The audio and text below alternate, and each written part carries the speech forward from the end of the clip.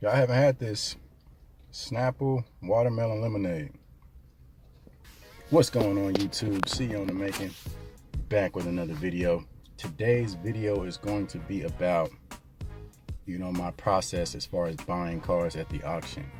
I was reading through the comments of one of the previous videos. Somebody had left a comment wanting to know just like from start to finish my process and what I do when I'm looking for cars to buy at these dealer auctions. So that's what today's video is going to be about. Okay, so as I've mentioned in the other videos, these auctions take place each and every week. So prior to the auctions, they will list all the cars that they'll be running each week. A lot of times it's, over 1,000 plus cars. So what I'll do, I'll pull up the list, usually sort it by year. The cars that I tend to look for tend to be between like 2000 and 2010, somewhere in there, just based on the price range that I typically go for. So I'll sort through the list by year and kind of pick out cars that, stick out to me depending on, what it is. So it might be, 2006 Acura TL. I'll click on it. A lot of times they'll have pictures available for you to look at prior to you even getting to the auction. So that's very helpful as far as weeding through the list and picking out things that, really stick out to you. Because a lot of times, I'll see something on the list, I'll click on it, and then I'll look at the pictures and it might have a huge dent, on the right side of the vehicle. So by looking at the pictures, I'm able to eliminate that from my list, basically something that I don't want. So basically I go through, just continuously do that. One of the auctions actually has an app to where you can put in any VIN number and it'll tell you how many owners the car has had as well as how many accidents. It's not the full detailed vehicle history report, but it'll give you a brief summary, which is helpful when I'm making my list of cars to look at once I go to the auction. So that's what I do. I look at the pictures, get an overall feel for the condition of the car, look at how many owners it's had, how many accidents it's been in, and then I'll also check like the market value that the auction says that the car should be worth, or it gives you kind of a value of what you should expect to pay at the auction for the car. A lot of times that number is wrong. A lot of times it's a lot lower than what you'll actually have to bid in order to win these cars, but I still look at it just to get an idea. And then after that, I come to the auction typically the day before, look at the cars, test drive them, run my scanner on them to see what check engine codes they have, if any, and then kind of go from there. So I'm getting ready to go in now. I've got some cars that I picked out to look at, and then yeah, I'll go from there and show you guys the rest of my process. So before I get started, I just want to say, I've said it in other videos, I'm not a mechanic by any stretch of the imagination. So don't take everything that I say as if it's written in stone, because it's not. Like I said, I'm not a mechanic. And basically all I'm doing is just taking kind of some common sense and then just, my experience of owning cars over the years. I bought my first car when I was 16, 17, and I've had a car ever since. So just my experience from owning cars over the years and having to do maintenance and repairs and everything, I basically just combine that with a little common sense and use that to make my best judgment on these cars. So like I said, I'm not a mechanic, so don't hold me to the standards of a mechanic.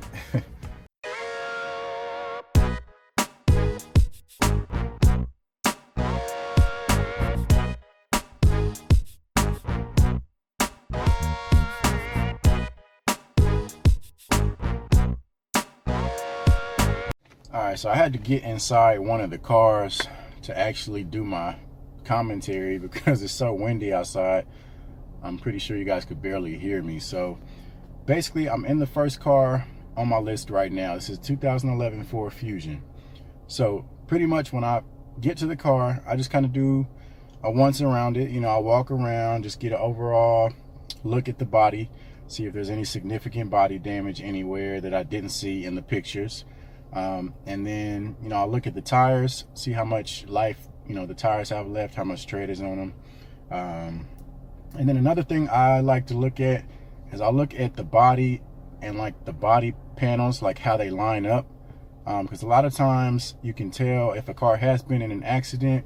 A lot of times you can tell where the accident occurred on the vehicle, just by how the body panels and everything line up. Sometimes you can't tell, but sometimes you can tell. Sometimes you'll notice like there'll be certain gaps that are larger than other areas of the car because of how the car was reassembled and what they had to do to try and get it, you know, back into its original shape and form and everything. So I mean, it's not 100% always the case. Sometimes maybe the car just, you know, that's just how the car is, you know, certain gaps may be larger than others, but that's just something I like to look at. So other than that, I'll go ahead and get inside the vehicle, which I'm inside now. I try to test out all the main functions, the windows, the radio, the air, the heat, everything. And then from there, you know, I'll pop the hood, take a look at the fluids. And I try and look underneath the car too to see if there's any possible leaks. A lot of times these cars, they're moving them all around the lot, you know, so sometimes they haven't been sitting in one spot long enough to even produce a leak if there is a leak. But anyway, sometimes I still like to look underneath it just to check.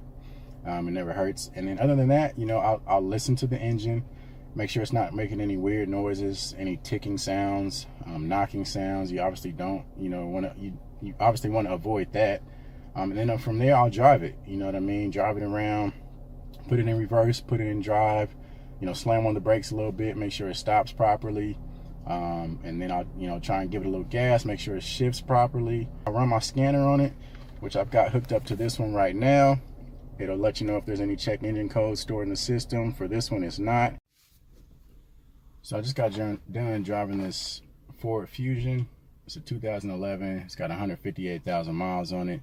It's not bad. It's pretty smooth. One thing I did notice is, like, when I was taking corners and turning and everything, sounds like probably something with the suspension. It was kind of like making like a knocking noise, or like a not grinding, but a weird noise. So I mean, I don't know, I probably won't go for this one, but other than that, it's pretty nice. So I'll move on to the next car. So here's an example of what I was talking about with the body panels lining up. So I came to one side, and you can see right there, this is a little bit off. So I went to the other side to look at that. And it's a little bit the same on this side. So this bumper has probably been replaced or repaired or something along those lines. Well, while we're looking at this, this is a 2012 Chevy Malibu, 178,000 miles, leather interior. Interior's in pretty good shape.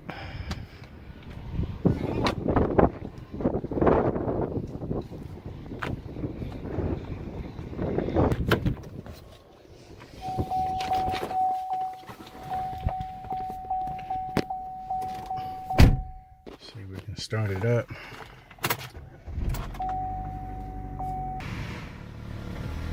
I don't know if you guys can hear it.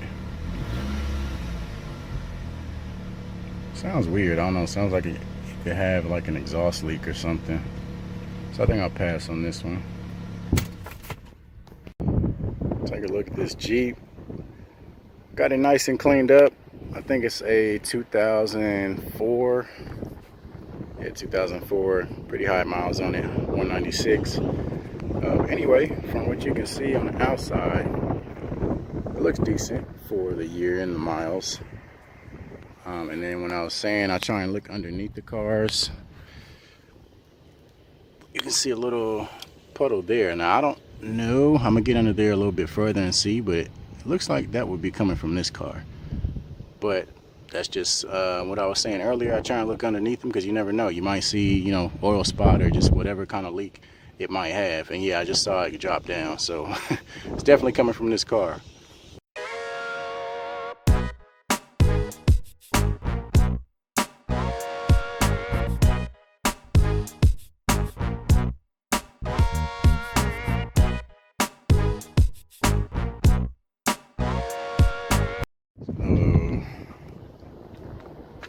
Here's a 2009 Corolla, and we got two examples on this one. You can see the bumper misaligned there, that's obvious. And then the bumper up here, pretty significant gap there. I'm pretty sure that's not supposed to be there. Check the other side. It's about the same thing over here. So I'm in this Chevy Monte Carlo 2007 SS. And we'll turn this on and you can hear what I just heard.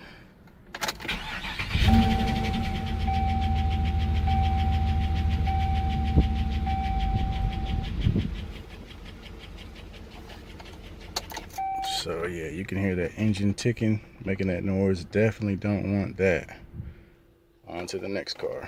So this is probably the best car I've looked at so far. 2006 Pontiac Grand Prix. Only has 85,000 miles, so it'll probably go pretty, I won't say pretty high, but probably higher than what I want to pay for it. Just because of the miles. Price will probably go up. But it's in very good shape. Body's in good shape. Interior's in good shape. Good tires from what I can see.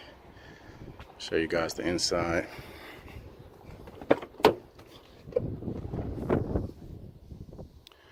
Very clean in here. Looks like it's been detailed. I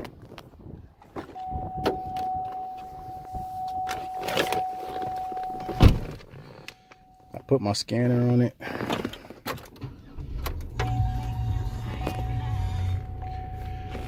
I already hooked my scanner up to it. It didn't pull any codes or anything, so I'll go ahead and take this one for a drive.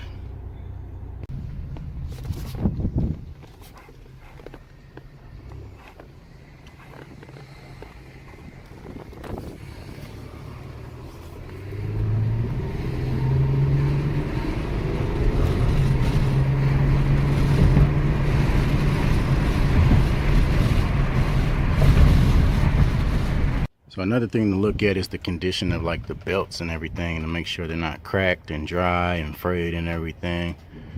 So that's just one other thing you can check when you're looking under the hood.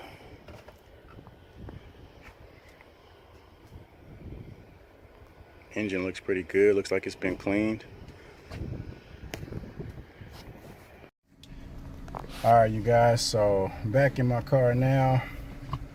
And that was pretty much it. Just a brief glimpse into what I do when I'm looking at the cars. And that's not to say that, you know, if you do all of those things, that guarantees that you're going to get a good car. Because, I mean, you could end up winning the car and there could still be something wrong with it. You just never know.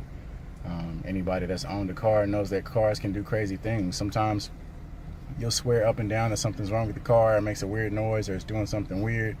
And then you take it to your mechanic and they're like, oh, well, we couldn't duplicate the problem. You have to, you know, bring it back or whatever. So, you know, cars do weird things. So just because you looked at it at the auction and you didn't see anything or find anything doesn't mean that you could potentially win the car, get it home, and then the next day you're driving it around and it starts doing something crazy.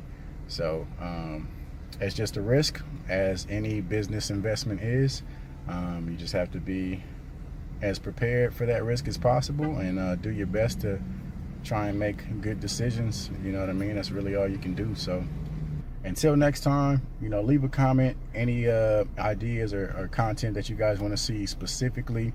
I do plan to take a day to try and come to the auction on auction day and actually show you guys all the dealers in their bidding and everything and all that commotion and chaos. I just have to find a day that I can actually come during auction day and show you guys all of that. So yeah, until next time, CEO in the making.